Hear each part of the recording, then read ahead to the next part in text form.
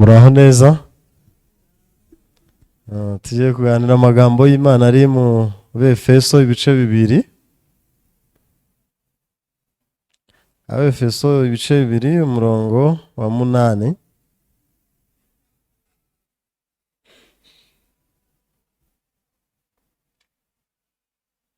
Abefeso ibice bibiri umurongo w'8. Turasoma, haranditswe ngo mwakijwe n'ubuntu kubwo kwizera, ntibyavuye kuri mwe ahubwo n'impano y'Imana. Amen. Nshimiye Imana kubw'uyu mwanya. Nahisemo ko tuganira kuri iyi nsanganyamatsiko. Iravuga ngo ntibyavuye kuri mwe ahubwo n'impano y'Imana. Bibiliya muri Matayo iravuga ngo benshi bazambaza kuri uwo munsi bati, mwami mwami, nitwahanuraga mu izina ryawe, nitwirukanaga abadayimoni mu izina ryawe, nitwakoraga ibitangaza byinshi mu izina ryawe. Nibwo nzaberura nti, nimumve imbere mwa nkozi z'ibibi mwe, sinigeze kubamenya. Abantu benshi rero kubera kutamenya bakora byinshi, ndetse isi ikanabashima, nabo bakumva ahari bari mu murongo w'Imana. Ariko kuki Yesu yaburiye hakiri kare ati, kuri urya munsi nibwo nzaberurira nti mumve imbere, sinigeze buriya nanabamenya, sinigeze kubamenya. Muri iki gihe hariho system tanga indangamuntu bagashyiramo imibare gusa, ukahita babona ibintu byose. Uri mwene runaka, yego, turuka aha, byose bahita babibona. Hari igihe babibura igihe babibura, wasigaye hari system yo kugura itike y'indege online wibereye mu rugo. Ariko cyitwa system ni uko iyo tike iba ifite nimero. Ugera ku kibuga cy'indege bahita bashyiramo nimero, barabibona koko amafaranga yarishyuwe. Ariko hari igihe systeme zanga, nibura bapfa kubwira ngo burindiriyeho, ntabwo zimara umwanya munini zanze. Rero kera twajyaga turirimba, abarokore bajyaga baririmba ngo andikisha ngo mugenzi izina ryawe, andikisha izina ryawe mu maraso ya Yesu. Aya ni indirimbo yindi yajyaga ivuga ngo hahirwa abamesha amakanzu mu maraso ya ntama. Ariko ikibazo abantu bahora bavuga bati ntago biremera. Ikibazo ni uko bitajya byemera. Aho ubundi niba bitajya binemera, ubundi ubigeragereza iki? Kuki umuntu tutarabona umuntu agerageza kuguruka, gerageza simbuka, gerageza, mubwo birazwi ko bidashoboka nyine. Birazwi ko bidashoboka. Ariko ibyo bagerageza, niba bishoboka ubwo kuki batabigeraho? Niba bidashoboka babigeragereza iki? Abantu bajya bareka Nigeze kubaza ngo hari ijambo riri mu Batesaloniki rivuga bazarimbuka, icyo bazaba bazize. Noneho mbaza umupasiteri, ko ndumva ibintu bazaba bazize bitari kumvikana neza. Ubundi usabwe kuba uri mu gihugu uzi perezida wacyo cyangwa ibiyoborwa n'umwami umuzi. Uretse no kuba uri umunyagihugu, n'umushyitsi wa kigendera agomba kuba bizi, nubwo wenda batabihanira, ariko usabwe kuba ubizi. None kuki utazi Imana umuremyi wawe? Abazarimbuka n'iryo jambo riravuga ngo ko batamenye Imana, ntibizere n'ubutumwa bwiza bw'umwana wayo. Ni itegeko kumenya Imana. Ijambo itegeko ikinyarwanda wa mugani kirakennye. Mu zindi ndimi hari byitwa obligation. It is an obligation. Usabwe kubuza Imana, tureke kuvuga ngo utegetswe. Ariko noneho abantu barayizi, ariko bayizi nabi nanone. bayizi nabi. Satani ntabwo ajya abuza abantu kujya gusenga. Hari imyizerere yitwa atheism, cyangwa se y'abantu batanemera kubaho kw'Imana. Ariko nabo njya ntekereza, njya nkora meditation, abana b'abantu nabo barashaka Imana. Ubundi ni iyihe mpamvu ituma bikora nk'ikipe batubura twe ntitunemera kubaho kw'iyo Mana abandi baba bagarukaho? Ubwo ahubwo bafite inyota yayo. Icyo gihita kibigaragaza. Abo nabo ni inyota, ni icyuho kibabamo, ahubwo reka namba nabo bamaze kwerura bati twe nta nubwo twemera kubaho kwayo. Kuko biyumvisemo icyuho, babura igisubizo, babura ikiziba icyuho kibari mu mitima. Avuga ati nta nihari. Ahubwo ikibazo abemera kubaho kwayo bagahora bafite ubwoba.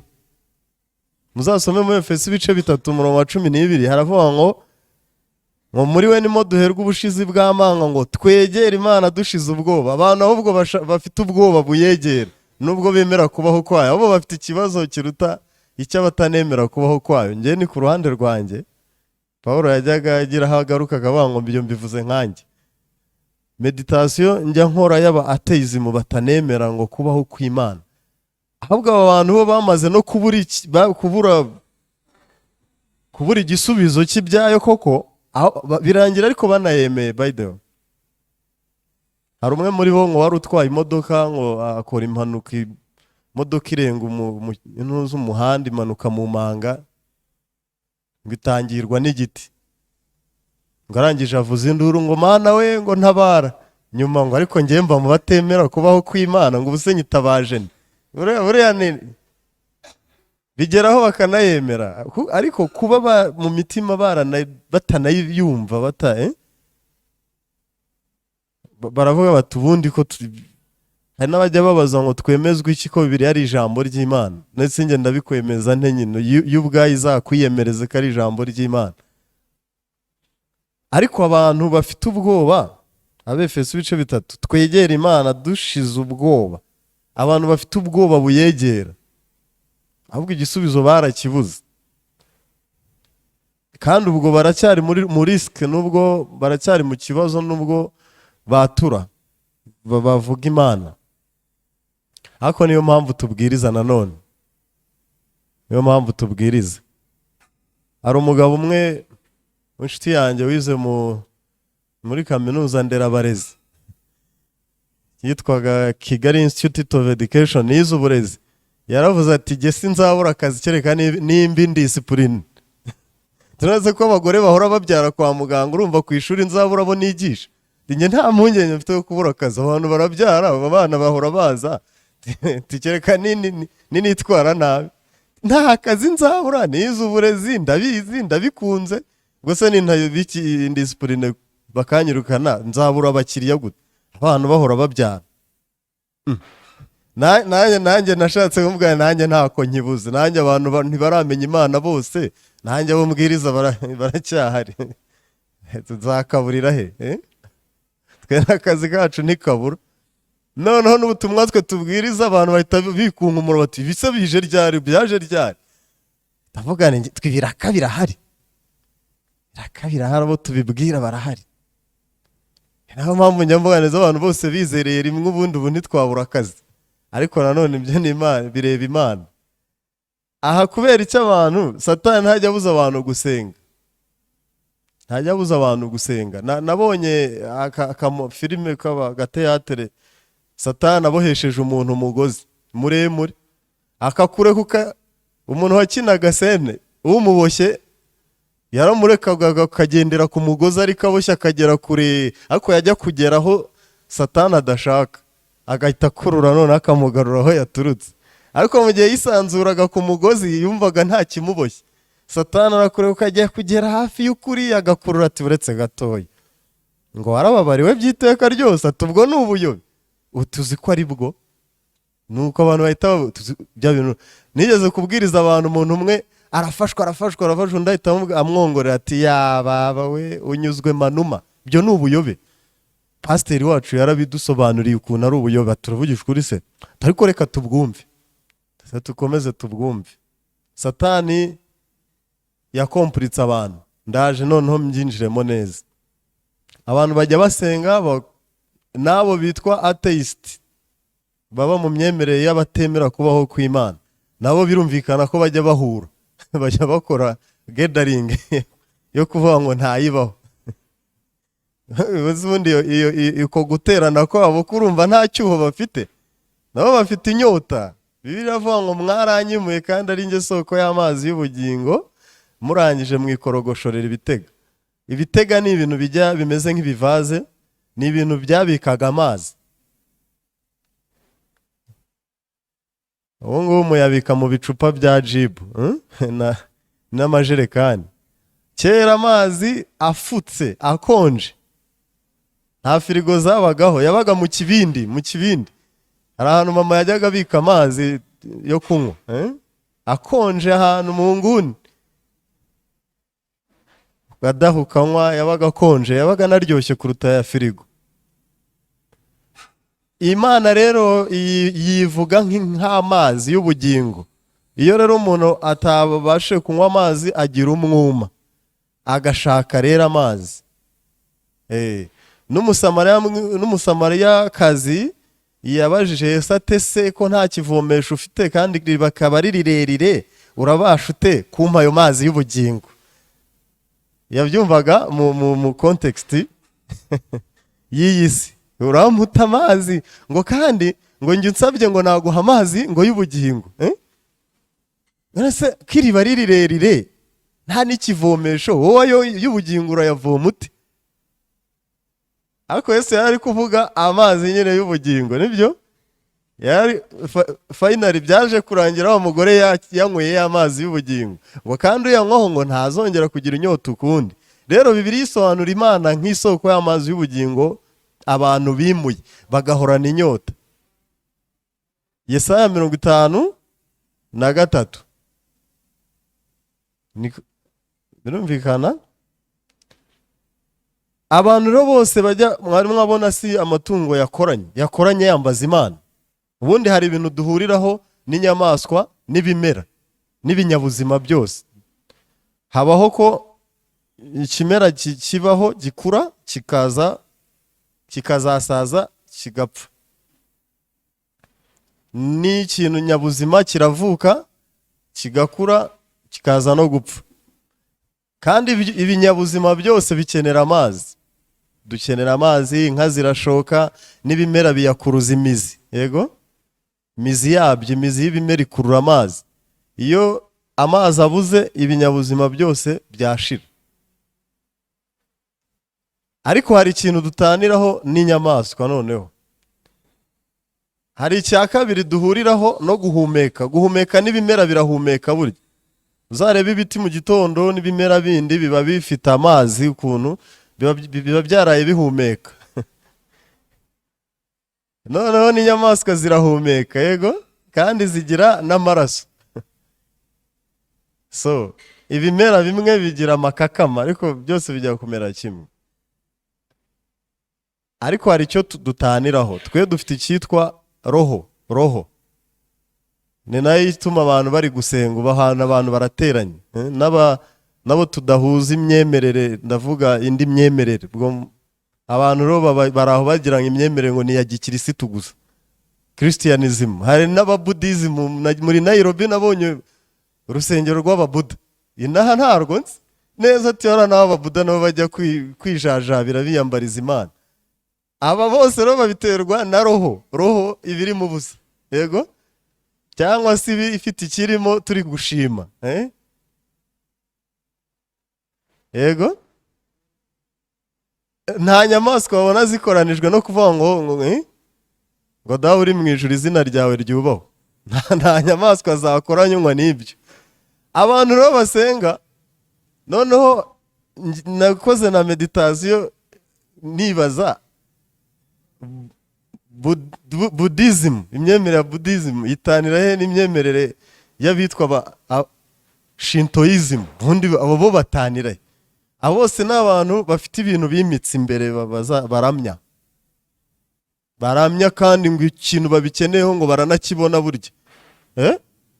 batakibona se baguma baramya, yego baguma baramya, buriya ngo baranabibona. Ariko na Bibiliya ijya itwereka hajyaga habaho imana iha abantu ngo imbyaro n'igiha abantu ubukungu. Haba mubizi ibigirwamana bya Shera byande n'inzoka y'umuringa yamanitswe, baje kuyigumana bati tuzajya tuyibariza iduhe ibisubizo. Niho umwami wizera Imana yaje kwimara yisenyagura, bati mwibeshye. Murabyumva abantu? Kandi ikindi burya nta muntu usenga avuga ati ikigirwamana cyanjye wandwarije wankoreye ibi, avuga mana yanjye. None ubwo tureka imyemerere ya Buddhism, ya Shintoism, ya Islam n'iya atheism y'abatemera kubaho kw'Imana, tugaruke kuri Christianism y'abemera ngo Kristo. Aba ngaba rero buriya baba baguwe neza, batiyo hako aba batemera Kristo kweri bazajya mu ijuru bate? Kandi bamubaza ati se wowe uratunganye, ujuje ibisabwa? Atoya nanone turacyagerageza. Atari ko iburangiye mbabazwa n'abayisilamu, bakubabazaho iki? Wowe wamenya ibyawe. aba Christianism rero nabo bafite ikibazo. Byanditswe muri Matayo 10:25.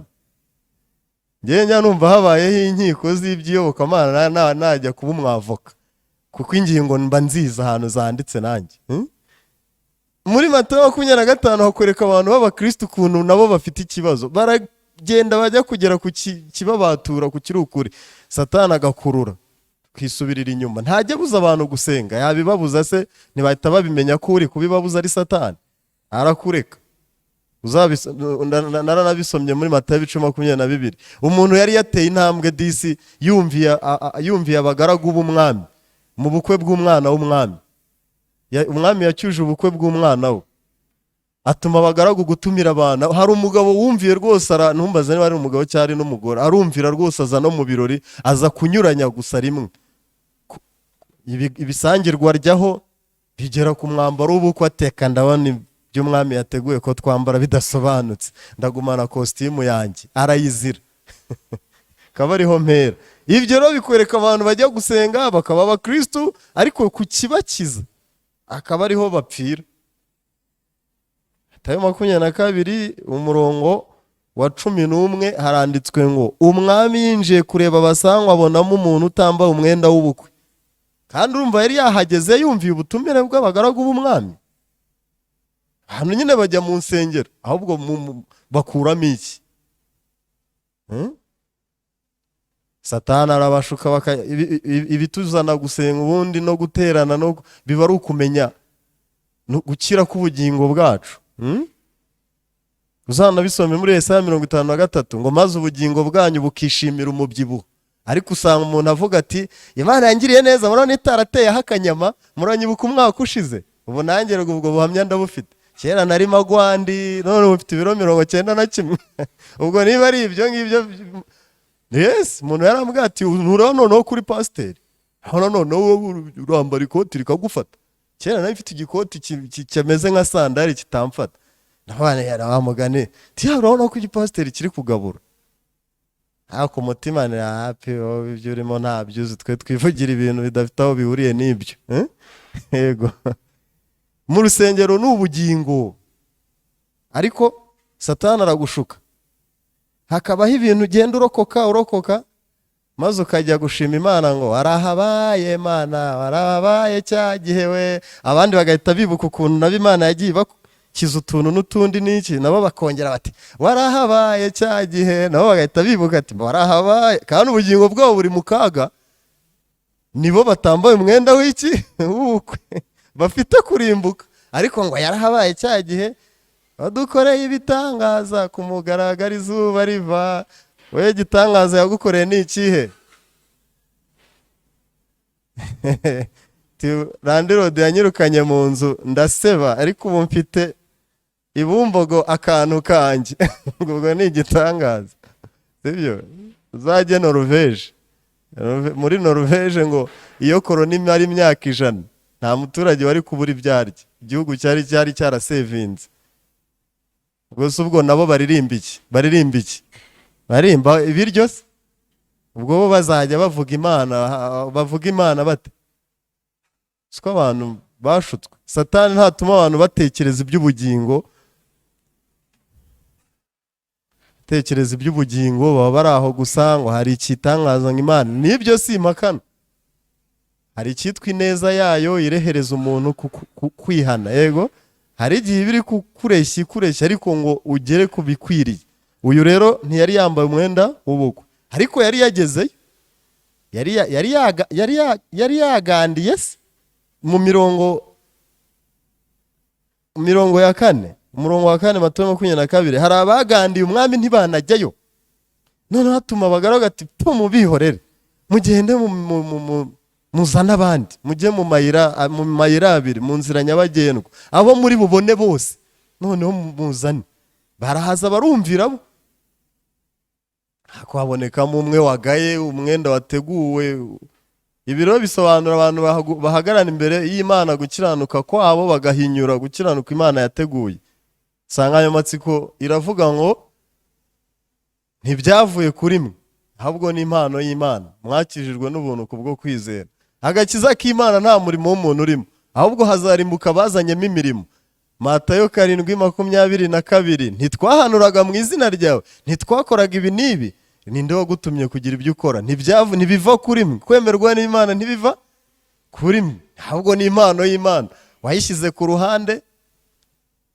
Hari umuntu nabwiye ndabona iryo kota rigera ikwira ururimi, ngo nakari guhenda gukunda, ariko ngo ni impano nanjye nahawe, kandi ngo ntawe ujya atanga impano. Nanjye ubwo nuko nta muntu nzajya mpa ikintu nahawe nk'impano.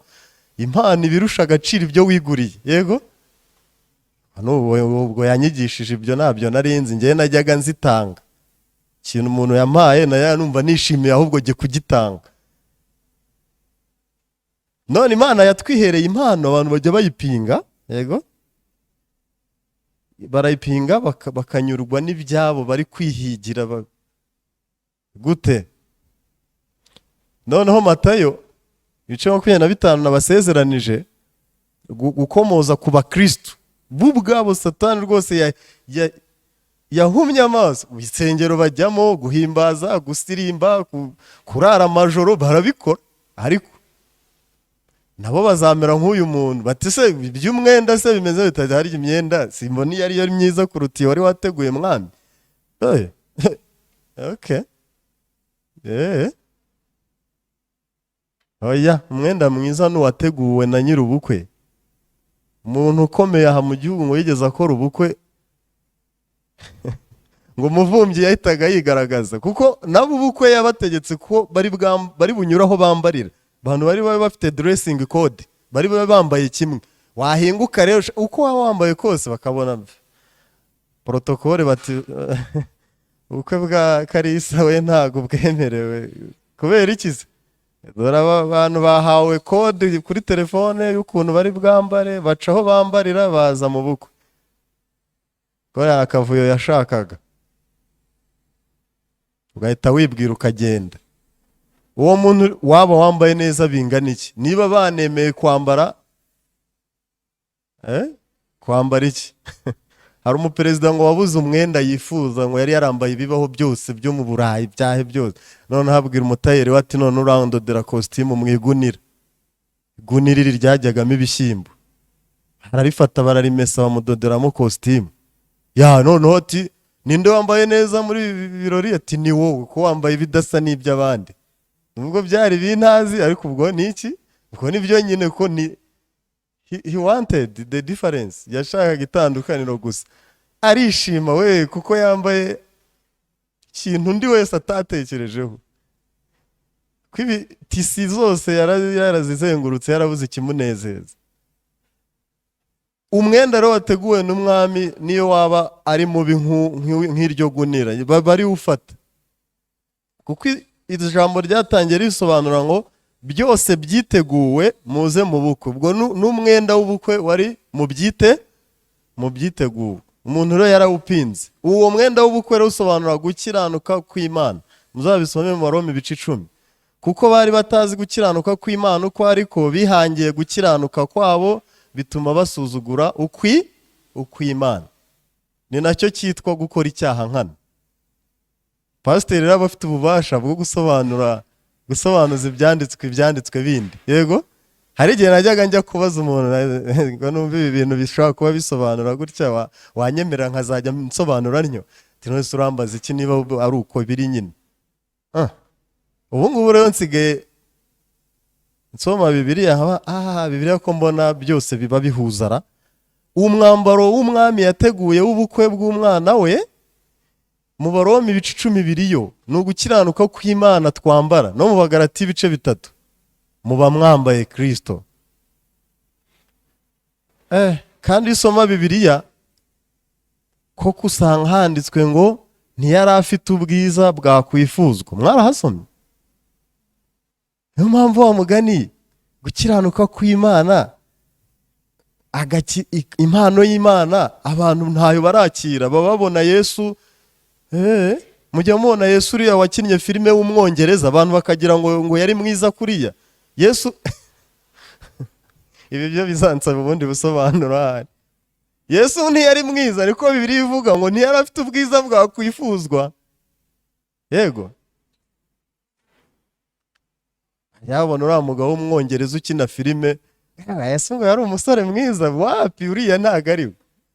Ahubwo muri Yesaya yaranditswe ko wowe wamureba ukabaza baba we ngo yakuze ngo nk'igishyitsi ngo cyumburira mu butaka, ngo ntiyari afite ubwiza bwakwifuzwa. Sibyo? Kandi koko bajyaga bavuga ngo uyu se si mwene Yosefu wari mu babaje, wasanga yarajyaga yikorera imbaho. Kambasetse rero umuntu umwe mu kirere ambwira ati nsigaye mbona ukunda umupira, tuzajya gukina Kibagabaga mu bakire. Tujya ahantu mavuga ntaba namamaje aho hantu muri Kibagabaga, ariko murabizi ni mu bakire. Ngeze n'abana sinzongera gukinana n'abakene, naya nizira mu bakire. Ko hari uwavuze ati icyaka kimeze nabira, yaragiye agura ikarito ya ji twese araduha, ninzajya nza mu bakire. Numva abantu b'abakene twakinanaga ndabanze neza numva ndabanze. None se Yesu urumva ari nde wavuga umuntu w'umubaje, urumva abantu hari wajya gukundana nawe? Yaranabwirizaga abantu bakabona arakora ibitangaza, ntago ndabyumva neza. Uruzi usa ngo uwa minisitiri? Yego, uruzi usa ngo umuntu yakwifuza kuba inshuti nawe? Hanjye aho ngaho nahise mvugana n'isubu, turi gukina tukaruhuka, umukire umwe akajya kugura ibintu tukinywera. Sibyo? Ubu butaha hari uzashyirishaho n'inkoko zingana n'umubare wacu. Usinzanya nirirwa nkinana n'abantu hariya batagura n'amazi koko. Numva aho hantu niho ngiye kujya njya gukorera siporo. Akahita nigarura ntako se. Hariya ko mbona ari bara n'abakirisitu akaba ngaba wapi. Undi mutima ngo hose uzahajye. Yes, nawe tujye tureka kubeshyanya. Mugana umupasiteri mwaherutse kwigisha ati arya ngo amafaranga ngo naya shitani ngo ntayo mushaka. Bantu bamwe ati ndetse ibyo wabikubwiye. Ngo Imana yaduhe, ngo yego, ngo yaduhe. Ninde muntu udashaka hari amafaranga ra? Uretse kuba twebwe twaragiwemo no gukunda kwivugira ubutumwa bwiza, ariko umuntu ukuntu ateye aba yumva ashaka no kumenyana n'abantu hari igihe nabyibujije. Ubundi abantu niko bateye, iyo ugize akabazo itukanda uti nta mufande tuziranye, nta muvisi meya tuziranye, kajya ushaka abantu. Ariko twe turabibuzwa ngira ngo mu itorero tuvuga uti nta murongo wa Bibiliya ngo mufate isezerano Imana ize kuwukoreramo. Siko twigishijwe ra?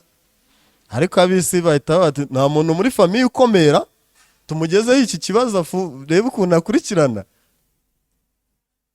Ariko u Rwanda ho abo nibeshye, iyo umuntu ahamwa n'icyaha uko wagira kose, ahubwo wishaka kubyinjiramo niwe byahindukirana.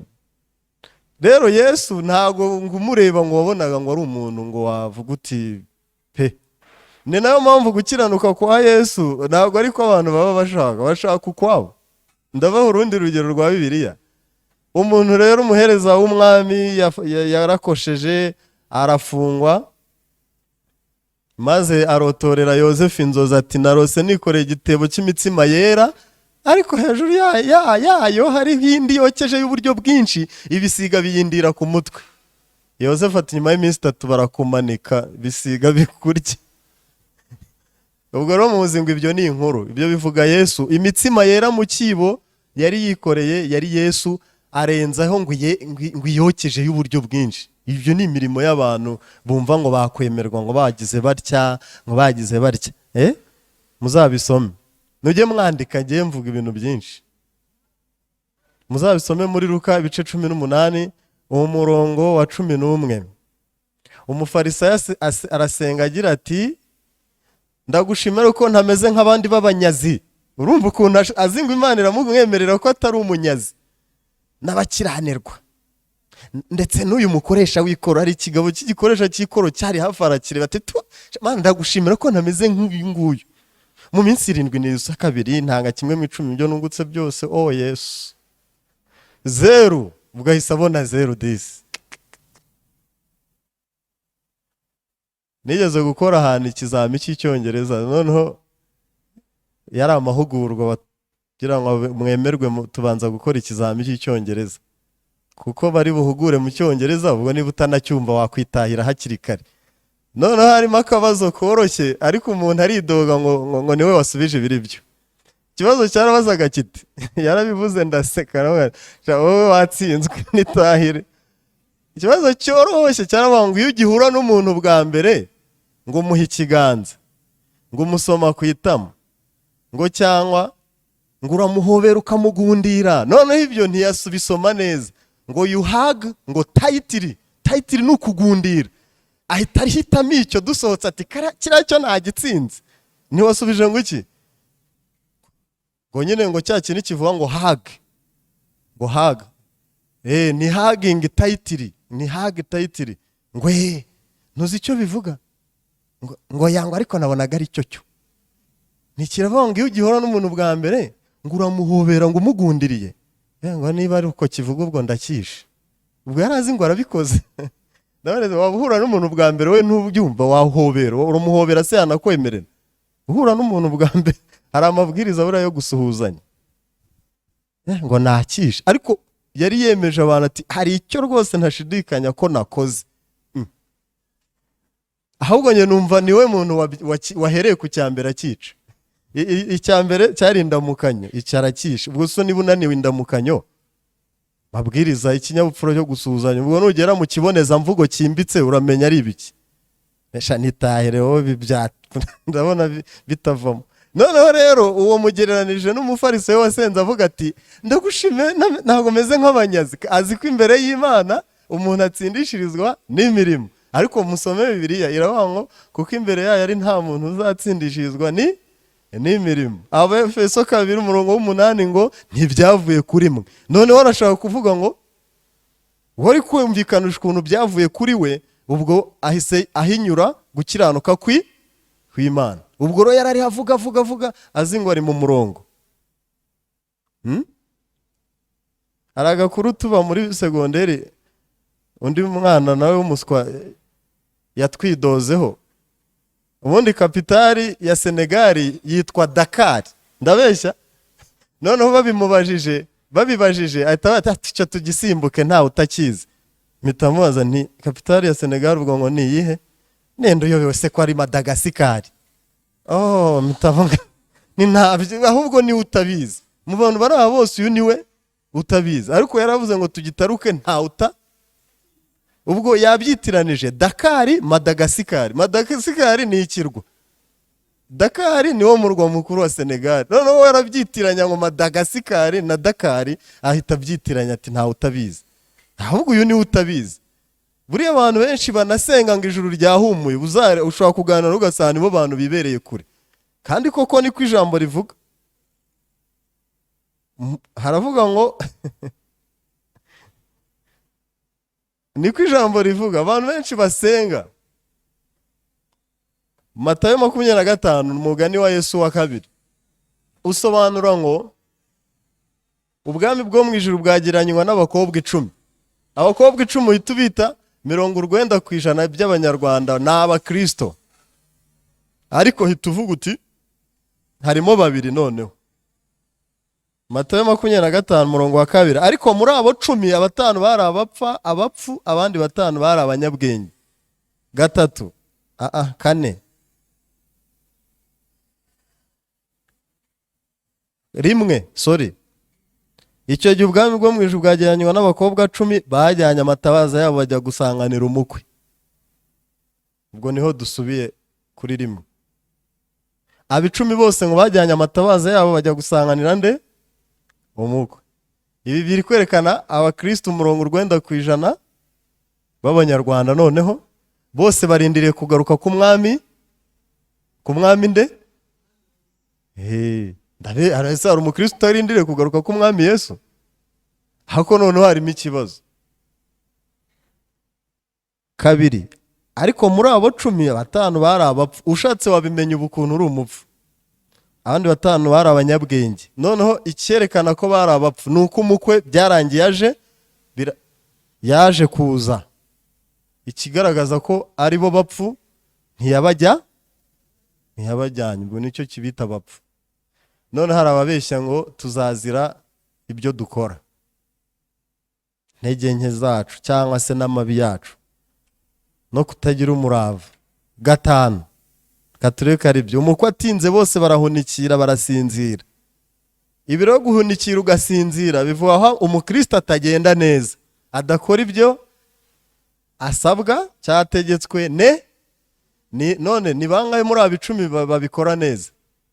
Haranditswe ngo bose barahunikiriye murumva bishingiye ku mikorere rero biba ari ibyo bose na 5 b'abanyabwenge bari mu bahunikiriye. Urumva rose aho bishingira. Ureko ukuntu Imana igira neza, ntabwo igiza ibizamini bikompuritse.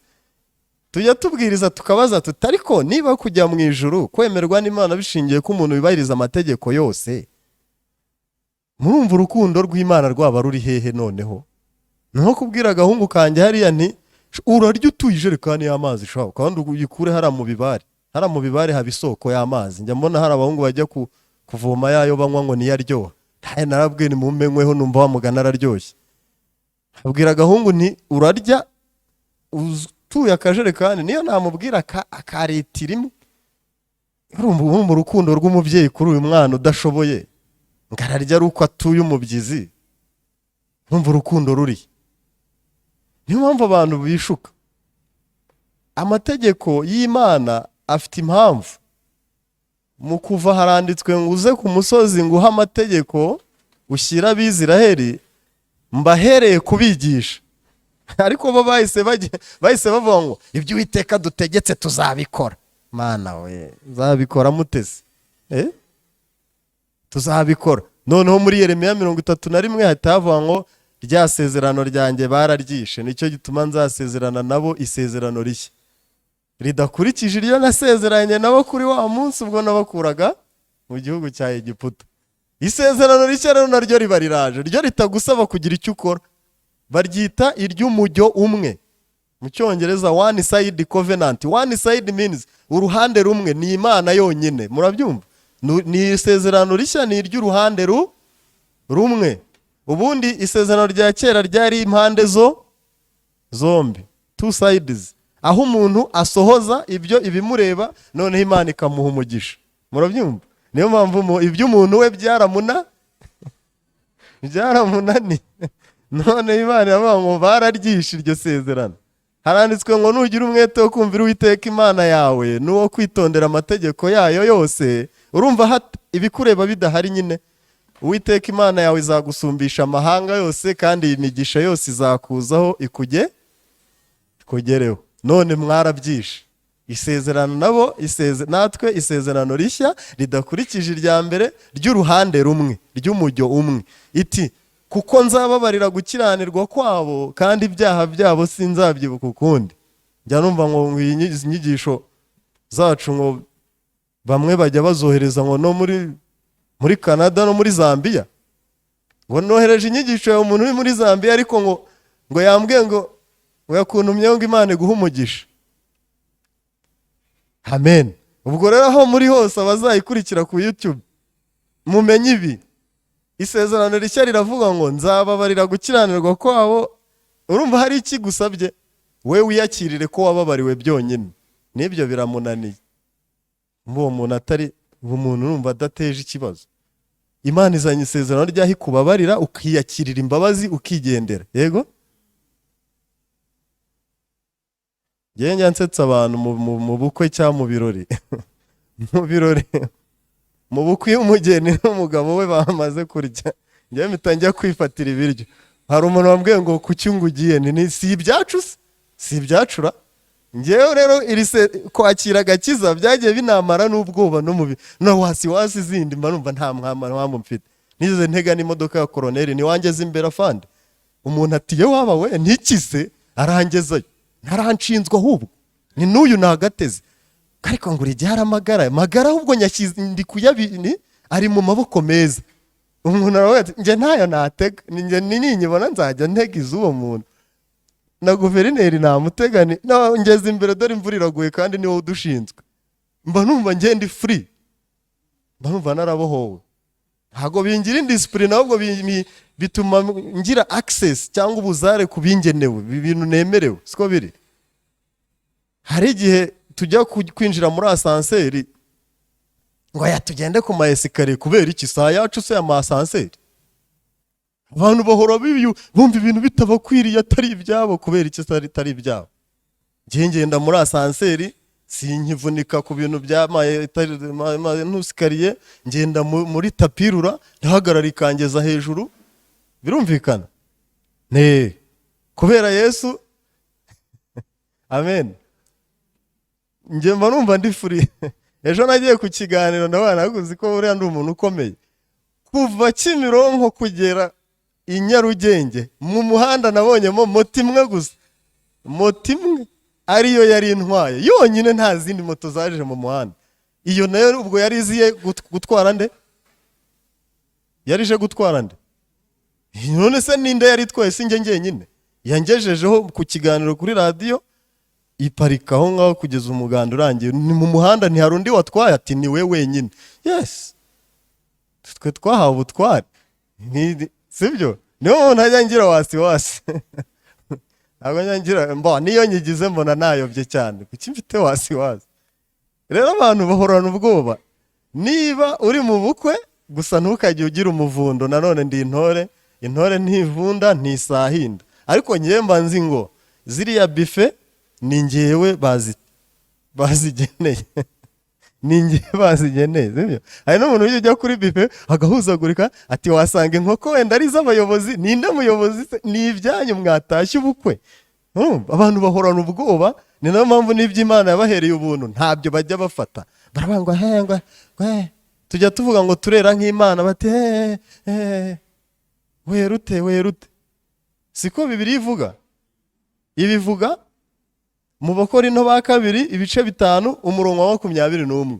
Nose kuki ujya kuzana ibyo Bibiliya itavuga ngo yango ntago nafite gukiranuka kungana n'uko Imana ngo nyenye ngo mfite ukwanjye gucaga se ngo ngo nageza kuko Imana ahubwo uragowe wowe. Kuki uza n'ukwawe ninde wakubwiye ko kwarenga n'umutaro?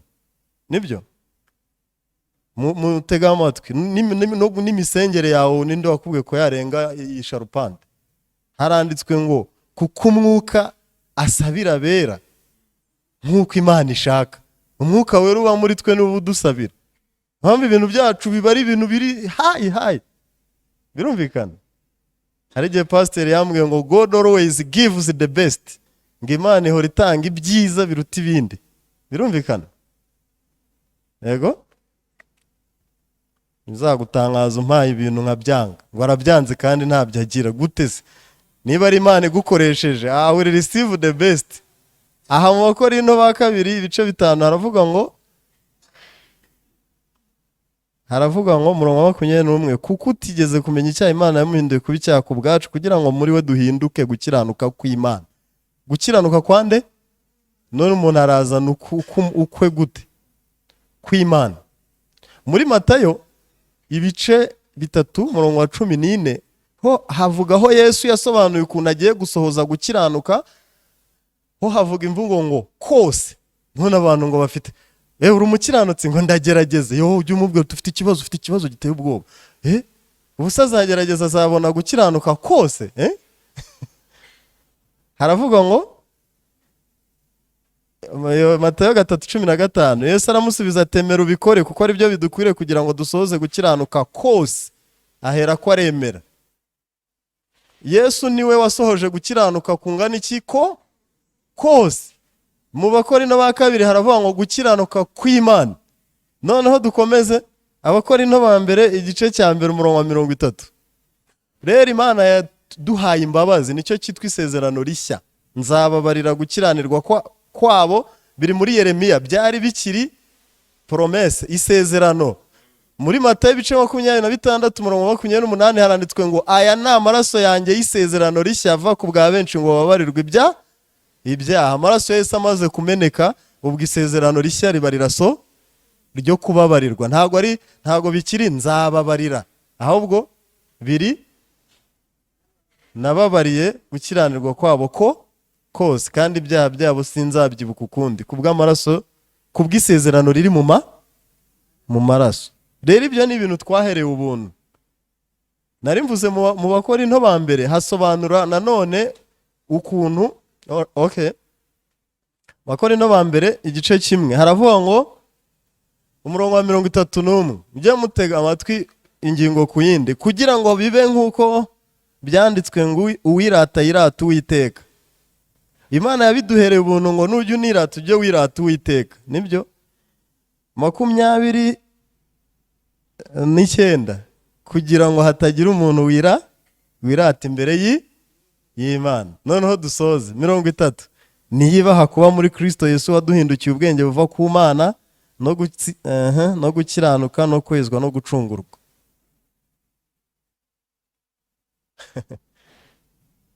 Kuvuga izina rya mama ndumva rihuza n'iki cyanditswe. Mama yitwa ngo Niyo Nagira. Nabimenye ngeze muri segonderi. Nahoraga mbaza ese ubwo bivuze iki? Ubwo ni iki yagira? Ninde yagira? Imana niyo nagira. Urabyumva? Bisobanura iki? Niyo yaduhaye ubwenge buva kuri yo. Niyo yaduhaye gukiranuka no kwezwa no gucungurwa, kugira ngo hatagira umuntu wirata. None yarabiguhaye, warabifashe, urabifite. Ndi umukiranutsi, ibyaha byanjye Yesu yarabyikoreye, watigeze gukora icyaha na kimwe. Yego ndi umukiranutsi, Yesu yamenye amaraso y'impongano. Muzi icyo bisobanura? Impongano bivugaho umutambyi yamaraga gusiga amaraso ku mahembe y'igicaniro, amaraso asigaye akayamena munsi y'icyo gicaniro ku butaka. Bisobanura ngo ayatwikirije ibyaha bya wa munyabyaha yahongereraga impongano. Amaraso ya Yesu amaze guterwa icumu mu rubavu yamenetse munsi y'umusa. Ubwo munsi y'umusaraba hari iki? Hari beto. Twaremwe muki? Ubwo amaraso ya Yesu atewe icumu mu rubavu yamenetse kuri nde?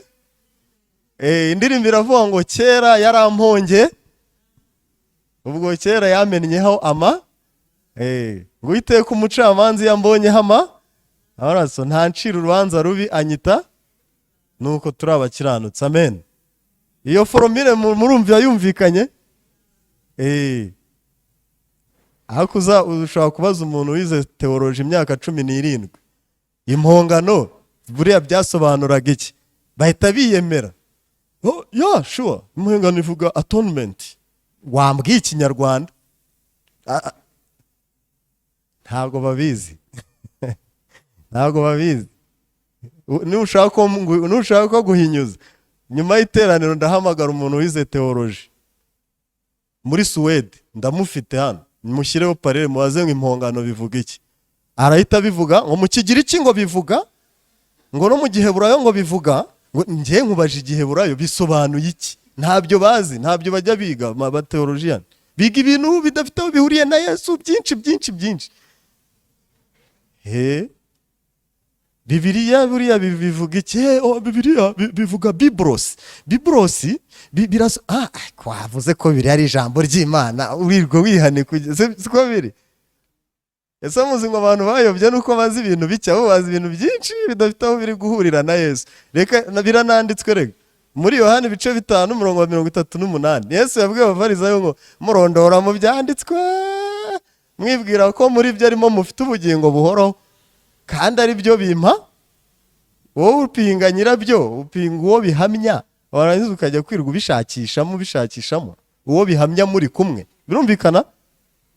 Noneho umusamariyakazi yabwiye Yesu ngo ariko twumvise ko Mesiya azaza, ngo kandi ngo ubwo azaza yumvaga ibintu Yesu arimo aravuga ameze nka Mesiya abahanuzi bajyaga bababwira, kandi ubwo azaza azatubwira byose. Yesu ahita amubwira ngo ni njyewe tuvugana. Urabyumva? Uwo mugore nibwo yari amenye neza Mesiya. Urumva ko rero ibyanditswe byajyaga bivuga Mesiya. Ariko abafarisayo babaga bari kumwe na Mesiya, ahubwo bamucarenjinga, batazi ko ibintu bahoramo ari we byabaga bivuga. Muzabisome muri Luka ibice 24 umurongo wa 40 mukomeze. Ko ibyanditswe kuri nge byose mu mategeko ya Mose, muri Zaburi no mu bahanuzi byari bikwiriye gusohora.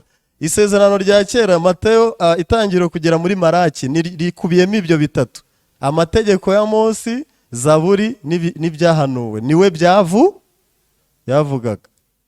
Haleluya. Ariko abantu babaga bari kumwe nawe batahegerayo twisomere Bibiliya, kandi Bibiliya niwe igira ite ivuga. Reka nsoreze hano rero. Ubundi umuntu amaze gucumura, Bibiliya nabisobanuye ngo yaravuze ngo mwaguzwe ubusa. Reka ro mbivuge muri aya magambo muri Itangiriro ibice 4. Mwaguzwe ubusa bisobanuraho Satani yashutse umuntu, ni nayo mpamvu Imana yamubwiye ngo ni wowe wakoze ibyo. Birumvikana? Ni wowe wakoze ibyo. Itangiriro ibice 4, Itangiriro ibice 3 umurongo wa 13 haranditswe ngo Uwiteka Imana ibaza uwo mugore iti icyo wakoze icyo ni iki? Uwo mugore arayisubiza ati inzoka yanshukashutse ndazirya. Uwiteka Imana ibwira iyo nzoka iti kuko ukoze ibyo uri kivume kirengeje inyamaswa zose, uzajya ugenda ukurura inda, uzajya urya umukungugu iminsi yose y'ubugingo bwawe. Kuko ugize ute? Kuko ukoze ibyo. Muri Yesaya 5:2 haravuga ngo mwaguzwe ubusa, twabaye abanyabyaha ntacyo twakoze, ko dukomoka ku washutswe na Satani. Byumvikanye?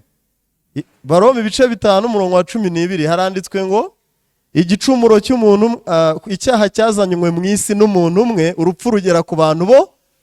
Niyo mpamvu birivuga ngo twaguzwe ubusa. Ngo ariko nanone umva icyizere, uzacungurwa ari nta feza utanze. Nanone agakiza tugahererwa ubu.